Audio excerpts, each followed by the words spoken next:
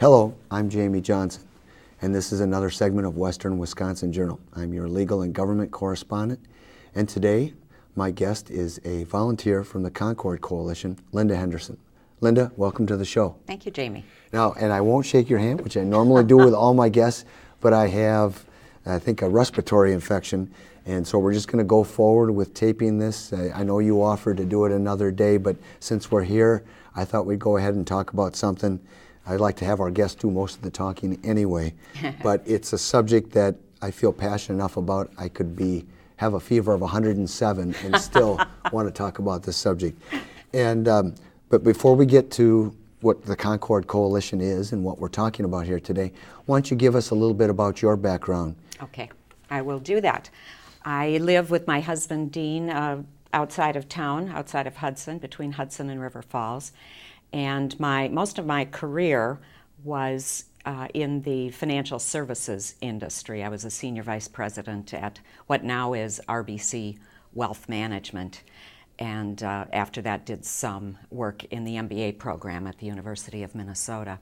So obviously I've had a long interest and passion for things economic, going back to my degree at UW River Falls and my master's at the U of M. Okay, well then let's get into what's the Concord Coalition about?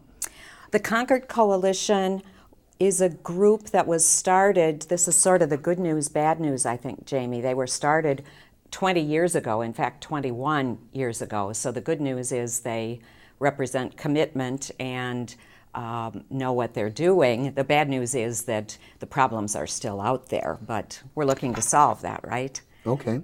And it was begun primarily by three leaders: Warren Rudman, which is a name you might recognize as from the Graham-Rudman Act and his earlier efforts in a bipartisan, straightforward way to address debt and deficit issues that existed then and even more he could see coming in the future, to the extent that he was very outspoken as a Republican senator representing New Hampshire, very outspoken in Congress, and known as a...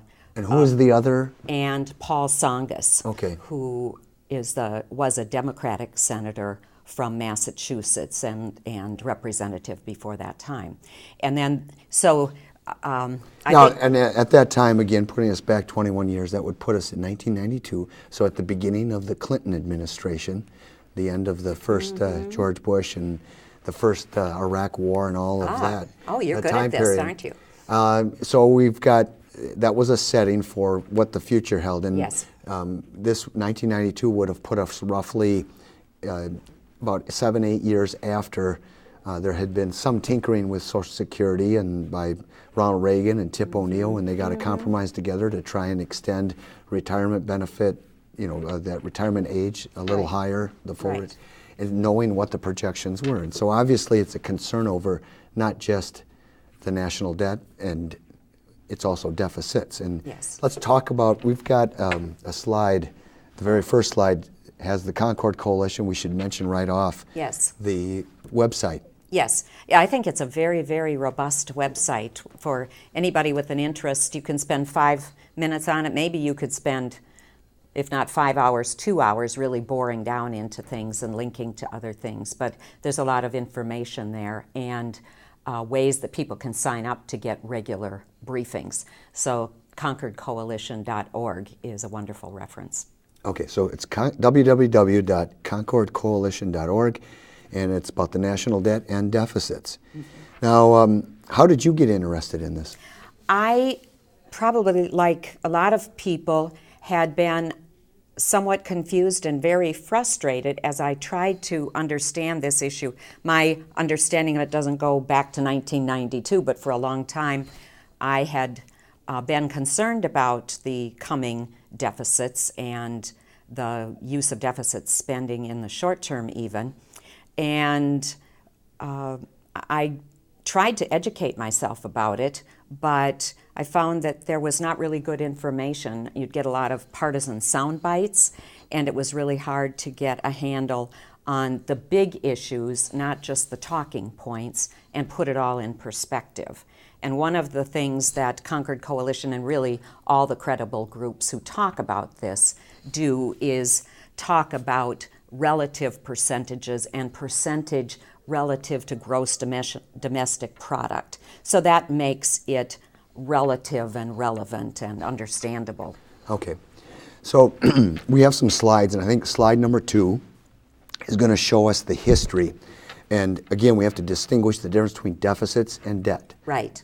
Budget deficit is an annual measure of whether we collect more revenue or spend more money than we collect, rather. That's right. That would be a deficit. That's exactly right. There's an annual deficit, and that those accumulate into the total debt over time, approaching $17 trillion right now. Right. And of course that ebbs and flows with policies and with the economic conditions. Obviously in a recession, less revenue is going to come in and more money will be expended kind of automatically. Okay, so looking at the sustainable path, unsustainable fiscal path Yes. that the country's on. We've got blue and red colors here. Blue takes us up to or through about 2012? Yes. And so prior to that, I mean, you look at we had a very large debt compared to the GDP back when we were colonies and just starting as a country. Close to 50% because of the money that had been put into the wars. And again, that got paid down. Another big flare-up after the Civil War, which then it was getting paid down as compared to a part of the GDP. Again, the gross domestic product, how big our economy is. Right. The previous largest spike, or it is the largest spike in the history, even to today's standards with today's debt, is still less fraction-wise or percentage-wise. When we look at World War II, immediately after World War II, it was running 109% as compared to the economy as a whole. It basically was our economy, was the government employing people and getting us out of the Depression. But as the private economy picked up, then we had the national debt go down as a percentage of the GDP. Yes. And arguably our acknowledgement and willingness to pay for it, not to think we could permanently have our cake and eat it too.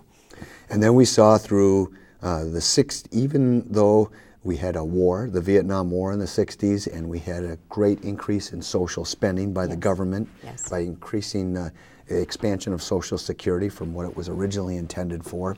And despite that, we saw it going down to about 1980. And I remember that was the first year I could vote Ronald Reagan running on the danger of deficits, which the deficits at those times was $42 billion.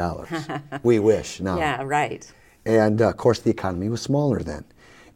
But he could see the path we were on, and it was going up into the mid-90s. After the Concord Coalition is formed, these deficits are accumulating, but it took a Republican Congress and a Democratic president working together, understanding that we had to cut spending and raise revenues, and they did that, and they actually started running a surplus and brought down, we see a rather precipitous fall as far as compared to the GDP. But that was kind of the last time we saw the dip down, and now we're on another incline higher than what we were in the late 1990s.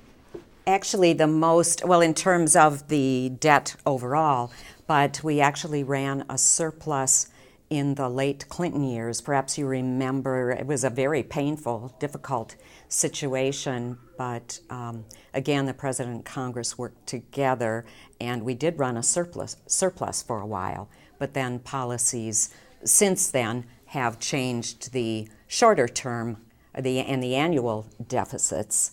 But even more than that, I think the Concord Coalition's focus is those longer-term issues, especially related to mandatory spending. And I think that you bring up a very good point, Linda, because I think people look at this through a partisan prism always. It's the other guy's fault. They're not raising taxes enough, or they're just not cutting spending enough. And looking at those annual deficits, when in fact we need to look at the trends and the projections and the overall accumulation, thinking long-term. So let's move to slide number 3 on this short-term versus long-term. Why don't you tell us the difference between the two? Well, the short-term those annual or maybe 2 or 3 year kind of decisions that are drawing a lot of attention, the kinds of things, frankly, that the sequester or sequestration might address, albeit very imperfectly. But those items that are getting a lot of attention, as in how much was the right amount of stimulus, if any at all. I'm not going to opine on that. The lower revenue, of course, in a recession. Obviously, as we said before, revenue is going to go down in a recession, and there at the same time, spending will go up on those kind of income support sorts of programs. And then there were the tax cuts that obviously added to the deficit spending. 3 of them, 2001, 2003, and 2010. Right. And then there has been a lot of talk, so I think everybody understands, about basically the unfunded wars. So those are issues that truly do impact the annual deficit and deficits through the recession, if you will.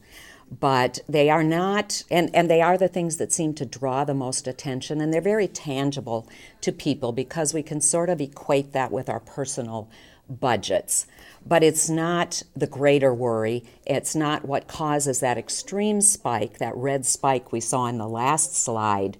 It's really the mandatory longer-term spending that was the primary concern of Rudman and Tsongas and Pete Peterson, who is another founder and funder of the Concord Coalition. Well, let's talk about those long-term drivers of U.S. debt. Mm-hmm. What are those? Well, it's largely driven by demographics and healthcare costs escalating so very rapidly. So the four that are most important are the rapid healthcare cost growth.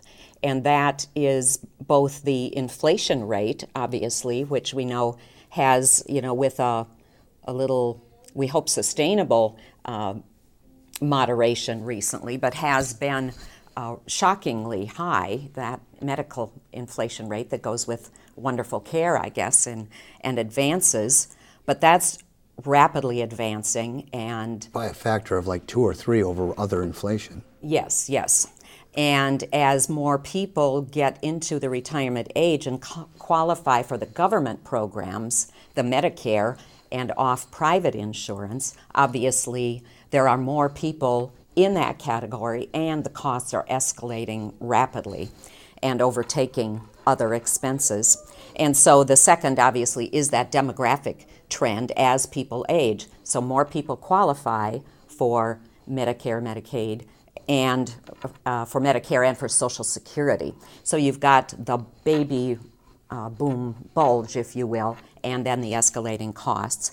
And of course, in the investment business, we always talked a lot about the magic of compounding and the magic of compound interest. Well, of course, compound interest can work for good or for ill. So the longer we have these annual deficits and accumulated short-term deficits, the higher the interest cost will be, and ultimately will crowd out some other spending, because it is, I think, about 6% of the total budget now, but will be growing, the projection is, to 11% and beyond as the debt accumulates and interest rates go back to more historically typical levels. And then last, I guess this is stating the obvious, just the chronic underfunding, that business of wanting more services collectively as taxpayers than we have been willing to pay for. At least that's what our government representatives must be assuming about us. And I like the way that you put it, because it's not necessarily an undertaxing problem. It's just that what we've tended to have with our economy and our political will is that we'd like to have the benefits, but we're not as willing to pay for them. Right. And it's more of a me first, and the grandchildren and the future generations can pay for that later. Sometimes it seems like it, and that's distressing. I can tell it's distressing to you, and it's distressing to me. I talked about at the beginning the obvious reasons from my education and my career as to why I'd be interested in these issues. But even more than that, I think is I'm a mother and I'm a grandmother, and I want to think I'm part of a solution, not part of a problem. And I don't want to leave this unaddressed and behind for my heirs. Right. Now, I want to look at slide number 4 here real quickly to just give us an example of the budget, because we could spend an hour on this, but just to recap the main components or larger components of the two sides of the ledger. On the left you have revenues, and on the right we have spending. And so what we're making up in the total revenues is about 31% of just borrowed funds. Right. So And that's those are that. funds are coming from where? Where are we borrowing it from? Well, you probably know the answer to this, and probably most of your listeners do. There is some internal borrowing, but it's a security issue for some people too, that so much of it comes from abroad, and from China in particular. Okay. So, and the annual deficit has shrunk some as we begin to very gradually work our way out of the recession. But as we said, it's accumulated. It's still a deficit, and a large deficit, and it accumulates, and as mandatory spending ramps up, that's going to be even a larger problem. So on the right side we have the spending and we have the different percentages, but we look at the top two that no one seems to be addressing. Well, really the top two, Social Security and healthcare. Yes. And that's driving nearly half. That's 46%. Right. And as busy as this slide can be, and there's a lot in it, I kind of like it for its simplicity, that it tells me what the big issues are. There's a lot of discussion about farm policy or foreign aid, and those are important issues, and we should never waste money. Obviously, we should be collectively as careful as we can. But the big issues, and really the solutions to the problem, inevitably must deal somehow with Social Security, health care, and defense. And most all the credible recommendations, be they from the Simpson-Bowles Commission or Domenici-Rivlin or the Gang of Six or whatever you have, address painfully and sadly, but have to address those issues. And the sooner we address them, the less painful the solutions. Well, you mentioned, excuse me again for my cold, but the health care, Social Security, and what was the third one? Well, defense is number 3. But now, with the sequestration, defense did get hit, and I know this because my brother is in the defense industry, and he has some choice words for the Congress's failure to come together to get something done, and instead these automatic cuts that were draconian in certain areas, but in these large areas didn't do anything to address Social Security That's right. or It's Medicare. Well, window dressing, I guess, is not exactly the right term, but it's at best tactical, not strategic. What we need is a strategy to address the big future deficits driven largely by entitlements. And the sequestration or sequester is kind of backward, and the people who suffer from it are disadvantaged. Why isn't this answer just simple? Let's just cut out waste and abuse. There's so much rampant waste and abuse in our federal government. Let's just get rid of that, and we would get a balanced budget if we did that. Well, and of course, I'm not here, as you might suspect, not to defend waste, fraud, and abuse. I've never seen the line item on an income statement. Yeah, I didn't see that on this right side here. No, for if spending. only, but probably any organization, it's not just governments, can be inefficient. There's no doubting that, and there should be, and I'd like to see more effort about government efficiency. That'd be a wonderful thing. But some of it is, first of all, references I've seen would suggest perhaps that's in the low single digits, as low as 1%. But also some of what I might consider waste, fraud, and abuse, you might think was fine. Maybe I think some of what your brother or brother-in-law does qualifies for that. I don't know. So it's an eye of the beholder problem. And I think in large measure it serves as an excuse or a distraction. There's number one, the eye of the beholder. How large would it be, and could you find it, and what to do about it? I guess your point is that tough decisions need to be made, sacrifices need to be made, and politicians, particularly the ones that are running for an office and haven't been in there, when you ask them, okay, you think we should be cutting waste, fraud, and abuse, where would you cut? And they just repeat, we need to cut waste, fraud, and abuse, and they never say we need to raise the Social Security age, or we need to raise the Medicare eligibility age, or we need to put a cap on benefits or anything like that. Right, that's right. Well, going to the next slide,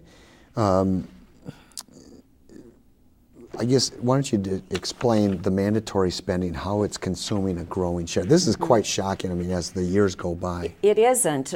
Year after year, we're not aware of these longer-term trends, but on the right, going back to 1972, which just happens to be the time frame chosen, I think this phenomenon of the growing mandatory expenses goes back to the 60s, or Right. that it's a much longer trend. But these 20-year increments going backward show that in 1972, mandatory spending, like Social Security and Medicare and those kind of great society, some of those benefits and changes that came into place, consumed a little more than a third of the budget. We're getting to the tipping point where in 2022, which is the end point of this slide, but far from the end point of the problem, as you know, it's closer to 2/3 mandatory spending, like those entitlement programs, if you will, and the other kinds of things, those that Congress controls and were the subject of the sequester cuts, and imprecise as they were. That's almost small potatoes, if you will. Pardon me for saying that. Nothing is small in this, but again, they're not the larger issues. And of course, the other thing that happens is interest ramps up. The longer you run a deficit, the higher interest you're going to pay. Could you explain for us, I think I know the answer, but why don't you just explain to the audience why it goes from a relatively low 7% to 14% in 92, back down to 6% in 2012, and projected to be about twice that in just 10 years. Mm-hmm. Well, it is a combination of the spending, obviously, and the programs. We're running deficits for most all of that time, and then I think 2012, the share going down to 6%. Reflects to a small extent that there was some budget discipline for a short time, and so that reduced the deficits beyond or below what they might have been. But the largest factor, obviously, is that interest rates are artificially low right now. So, did you say artificially low? Artificially low. I'm not commenting on the policy, right? But it's not the market setting these rates, and it's not sustainable. And it's certainly not consistent with history. It's That's historically not consistent. All right. Well, finally, then with number 10, the factors explaining future federal spending. Because what can we do? We saw the very first slide about the projections into the future, and you have people unwilling to have tough decisions be made. Nobody's talking about, death panels and pulling the plug on people that are currently ill, or making those people who are 64 right now or 62 and a half and saying now you have to wait till 70 to retire. Right. But what are some of the things that this slide helps us explain how slight changes in policy for off into the future can help us? Yes. Well, and this is really a picture of what I alluded to earlier when we talked about the short-term debts or deficits and the longer-term concerns, that the big issues are the demographic issues with entitlements. And you can notice that I, probably to a failing, am putting sort of air quotes around those entitlements, and I'd like to come back to that a minute if we have time. But anyway, the black bottom bar horizontally is basically the status quo for those programs. And I mentioned that obviously it's both the aging of the population and qualification for the entitlement programs and the rapid health care cost, which caused such an escalation.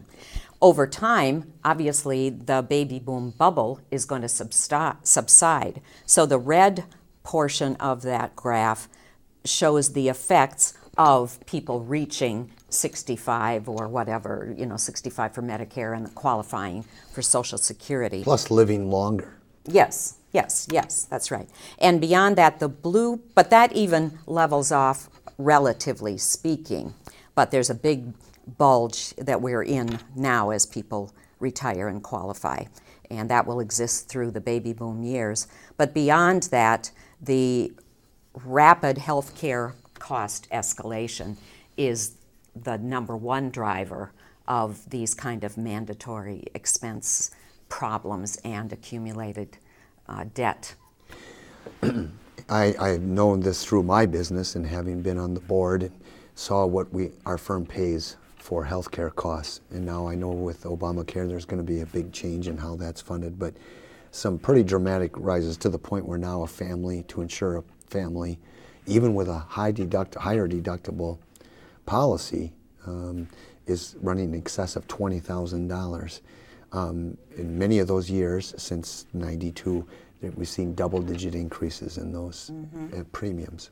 I think that reference point, you see it more as a business owner. Sometimes I think it's obscured to the employees somewhat, although premiums, even employees' share goes up, and we know it's escalating. But I think that helps us to understand how the government, the Medicare and Medicaid program costs that the government pays for would be going up as well, and maybe even suggests bits of the solution. I know that Simpson and Bowles, Alan Simpson and Erskine Bowles, whom I had the pleasure of hearing speak 2 years ago, and that was something that motivated me to action and brought me to the Concord Coalition. Not that that's their organization, but it got me off the couch. Right. But anyway, they keep trying, and they have a revised proposal, which you could find on the Concord Coalition's website or elsewhere, that talks about the need to change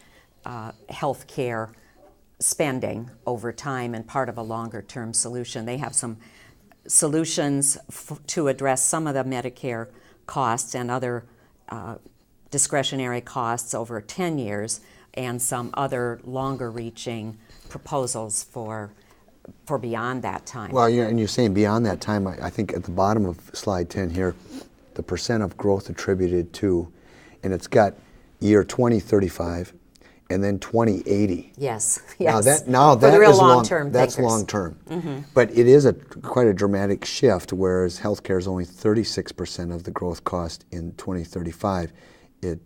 Or not only, but it's still that's it's a the big smaller amount. factor. It's a smaller factor. Then it goes to 56 though by Right. 2080. Right.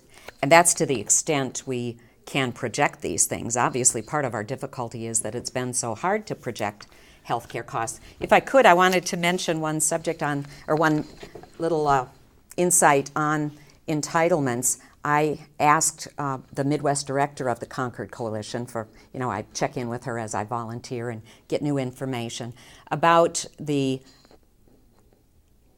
entitlement programs and healthcare in specific. And I think that this is an important takeaway, that caveats for different people have different situations, and there is no one typical beneficiary. But the average or typical couple retiring, a two-earner couple earning $89,000 in 2011 when somebody Right. did the study, would have paid something like $114,000 into Medicare between the two of them. And During their working lives. And would be projected to collect in benefits, healthcare payments by the government on their behalf, $355,000. So 3 times as much. 3 times as much. So I think when we talk about entitlements and how could you consider cutting entitlements, 2 things. Obviously, I hope we've persuaded people by now, if they didn't know already, it's just too big not to address. The problem can't be solved without that. But in terms of fairness, I think maybe people my age need to get over this idea of exactly what we're entitled to. I am not entitled to a 3-for-1 payoff from the government program on health care, on Medicare. I don't believe. And I think you probably could find a statistics very similar for Social Security. For those folks, like, say, my grandfather, who started working, when he was still in high school at the time of the Depression, 1933, 34, and worked his entire work life, and probably earned $7 an hour when he retired. Mm-hmm. And then lived another 25 years after, 25 years after he retired, and collected probably 3 times in Social Security what he had made during his life, but paid in much smaller fraction. Right.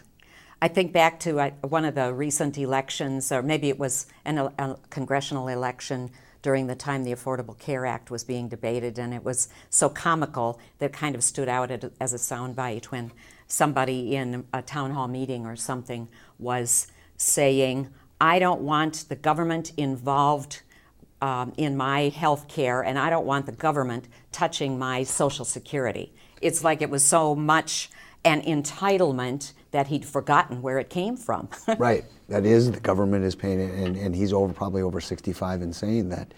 So do you think it's realistic, though, that politicians can solve this problem, given their inability to, we have these debt ceilings that one party will hold out over the other, and this finger pointing that goes on? Is it realistic that they'll take the action necessary to look at the long-term issues?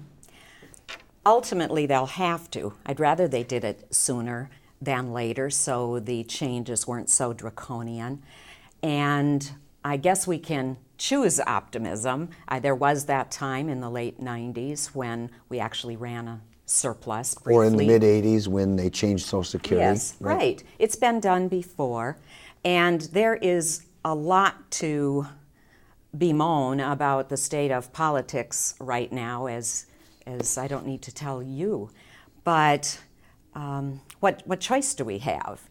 I do think people have addressed it before. They will have to do it again. But is my choice to just be cynical and despair and sit on the couch and not try to be part of the solution? Or is my contribution, small as it might be, I'm not going to be Alan Simpson or Erskine Bowles or Paul Volcker, who sits on the board of Concord Coalition, even now in his 80s. But I can do a little bit of something, and if all of us do a little bit of something by learning the facts, by considering these things when we elect our representatives and holding them responsible in a meaningful way, by being willing to compromise, I have enough. I am willing to work not just for myself, but the generations who come after. There was an interesting piece that grabbed my eye in the Sunday Star Tribune by Steve Berg, and it was something about the senior discounts, almost to the point of being ridiculous and even offensive. And he took that from the discounts people get at the movie theaters or the grocery store or whatever, saying, he's apparently in this demographic and says, I'm actually better off than the younger people. And seniors came through... Lower cost of living, right. Yeah, seniors came through the recession better than others, with lots of asterisks for the exceptions to that. But he said, it's my deficit too. Why wouldn't I be part of the solution? So part of it is the willingness for some self-sacrifice. But we're here talking about this, encouraging people to go to the Concord Coalition website. Right. And part of the uniqueness about the Concord Coalition, it is non-partisan. Right. As opposed to, obviously, Simpson Bowles was a bipartisan because you had people with expressed political views going forward. But I think for this issue to be solved. It's either going to require a third party to emerge to say, point out how this is, neither party's got the whole corner on this issue, Yes.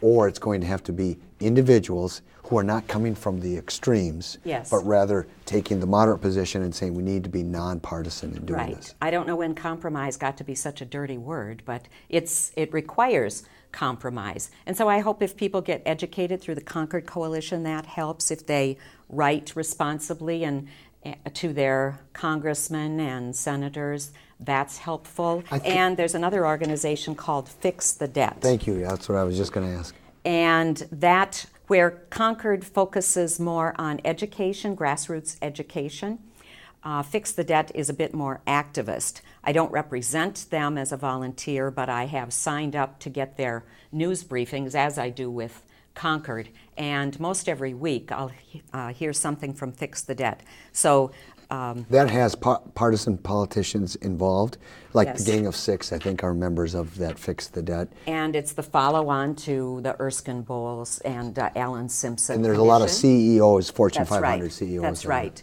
The CEO of Honeywell here in our area has been a prominent leader on Fix the Debt. And But still on the same principle that we need to put the extreme partisan positions behind and recognize that we can't tax our way out of debt or out of these future projections, and we can't spend, some of those prior slides, even if we took all discretionary spending and Yes. said, and eliminate the zero, we'd still be running a deficit and still adding to our national debt. Right. We have to address those. And there are now so many credible, respected economists and politicians who have looked at this and come up with pretty similar conclusions. So it feels different to me from how it did a few years ago. The path might be difficult, but it's fairly clear, within certain bounds. There is a surprising consensus about what needs to happen. It'd be great, too, to have tax reform to be more efficient and effective, but the problem is with the extreme partisan positions and that short-term focus. Everyone is looking at this year or next year rather than what should be the policy 10 years from now. Yes. I think it helps if we kind of look in the mirror and say, what do we want to be our legacy? If you get educated, you can't be ignorant anymore. I think about that old saw of ignorance is no defense legally, Right. if that's true or whatever. Well, I think ignorance is no defense economically. The information is out there if we want to know the facts. And then the policies around that is where reasonable people can have differences and accommodate and compromise to come to not a perfect solution, but a reasonable solution. And so folks can still contact their congressman, which for the large part, we don't have any independent politicians in the Wisconsin or in Minnesota that I'm aware of. They have a few out east, I think. Yes. But still need to work through the party situation. But the big change, I think, from the mid-'80s when they last had major Social Security reform is that they took a chart, and Congress was made of at least a third moderates. And now there's virtually none left in either the House or the Senate. Right. They're more on the extremes. Right. We need to have folks voice their concern that we need to move forward in the middle. Right. I think about historically the perspective and talked about, the kind of the legacy I want to leave for my children and grandchildren. I think about my parents' generation being the World War II generation being called the greatest generation.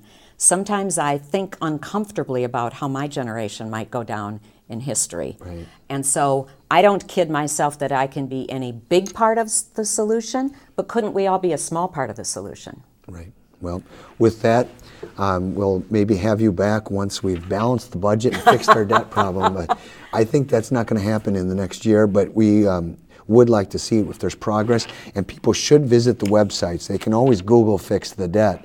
But the ConcordCoalition.org, I just printed off, there's a recent article about how the Simpson-Bowles plan could play a vital role in Yes. moving towards compromise, getting past the sequestration, and getting some real long-term solutions in place. That's right.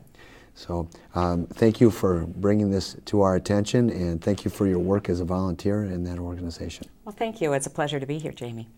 Thank you, and thank you for joining us for another segment of Western Wisconsin Journal. I hope that you learned something today and that you go visit these websites and take action so that we can have a control over this country's future.